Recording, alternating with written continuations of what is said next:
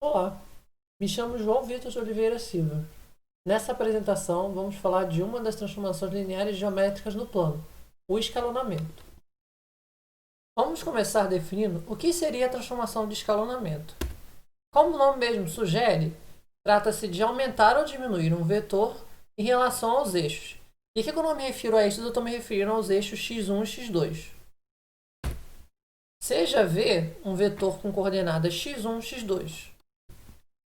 A transformação de escalonamento que aqui eu estou denotando por S transforma um vetor V em outro em que as suas coordenadas são respectivamente S1 vezes x1 e S2 vezes x2.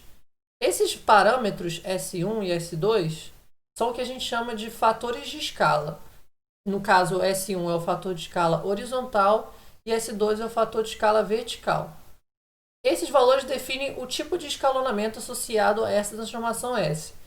Os valores que S1 e S2 podem assumir são quaisquer números reais, com exceção do zero.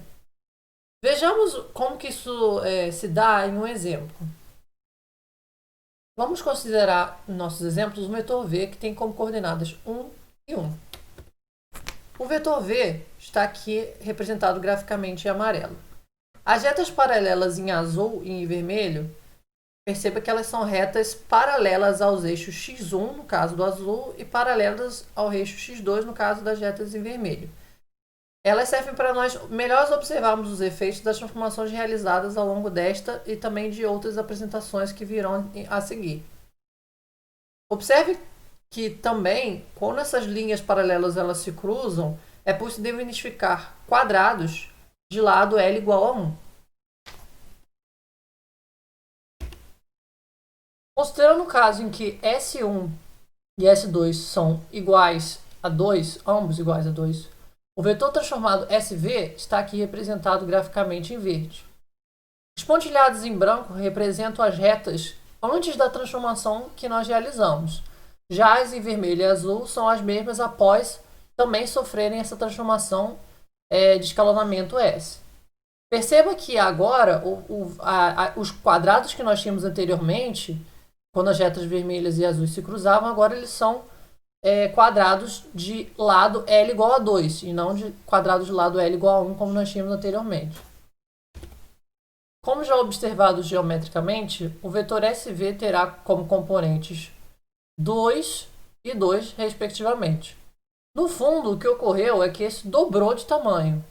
Abaixo, nós podemos ver os cálculos realizados a essa transformação linear. S de V, então, seria 2 vezes 1 e 2 vezes 1, ou seja, o vetor 2, 2.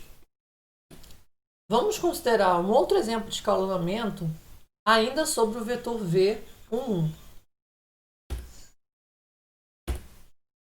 Veja agora que, no caso em que S1 e S2 são ambos iguais a meio, um efeito análogo ao anterior acontece. Só que dessa vez o vetor V ele é encolhido pela metade. O mesmo também ocorre com os quadrados que nós havíamos mencionado anteriormente, onde agora, quando as retas vermelhas e azuis se interceptam, nós conseguimos perceber quadrados de L igual a meio. Os cálculos da transformação S de V seriam dados por meio vezes 1, meio vezes 1, e resultariam no vetor meio, meio. Novamente, vamos considerar o mesmo vetor V11. Um exemplo não muito interessante é o caso em que ambas as escalas S1 e S2 são iguais a 1. Ambos os fatores de escala, perdão. Perceba que a transformação não altera em nada a configuração anterior. V e S de V são o mesmo vetor. Outro detalhe que nós podemos reparar é que as retas paralelas elas também permanecem inalteradas. A conta associada à transformação S de V neste caso seria 1 vezes 1, 1 vezes 1, que resultaria no vetor 1. Em todos os casos anteriores, S1 foi igual a S2, o caso que é conhecido na literatura como escala uniforme. Em alguns livros também é chamada de escala isotrópica, embora seja menos comum. É possível considerar casos em que S1 é diferente de S2. Esse caso é conhecido como escala não uniforme. e na literatura também é possível encontrar como escala anisotrópica. Vejamos um caso de escala não uniforme no exemplo a seguir. Novamente, nosso antigo conhecido vetor V11 será usado.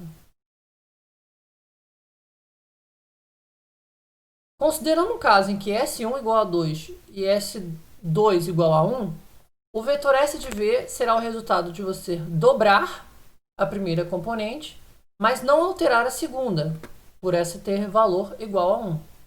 Perceba que agora o vetor não mudou na mesma proporção ao longo de suas duas coordenadas, o que fez com que, inclusive, o vetor resultante não tivesse a mesma direção do vetor V original. Outra observação é que as retas paralelas aos eixos, quando se cruzam agora, elas formam retângulos e não mais quadrados.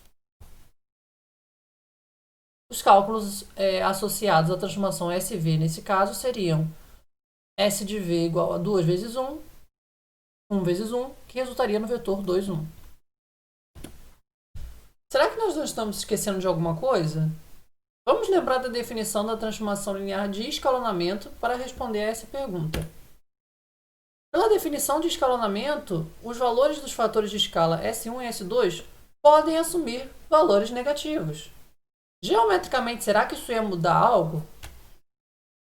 Bom, a transformação permanece com os mesmos efeitos anteriores, agora com um efeito adicional, uma troca de sentido em relação aos eixos com sinal negativo. Então, o módulo de S1 e S2, ele indica se há um esticamento, se o valor for módulo, se o valor em módulo forem maiores do que 1, ou redução se o valor em módulo forem menores do que 1. E os seus sinais vão indicar se houve ou não troca de sentido. Para finalizar, vejamos um último exemplo com fatores de escala negativos. Novamente, o vetor transformado será V igual a 1. Tomando S1 igual a 2 e S2 igual a menos 2, perceba que o vetor resultante sofre um escalonamento que lembra o uniforme. Só que agora há uma mudança de sentido em relação ao eixo x2, pelo sinal negativo do fator de escala S2. Isso faz com que a direção do vetor S de V seja diferente da do vetor V. Neste caso em particular, eles são até mesmo ortogonais. As contas associadas à transformação S de V nesse caso são S de V igual a 2 vezes 1 e menos 2 vezes 1, que resulta no vetor 2 menos 2. E com isso, finalizamos essa apresentação. Até a próxima!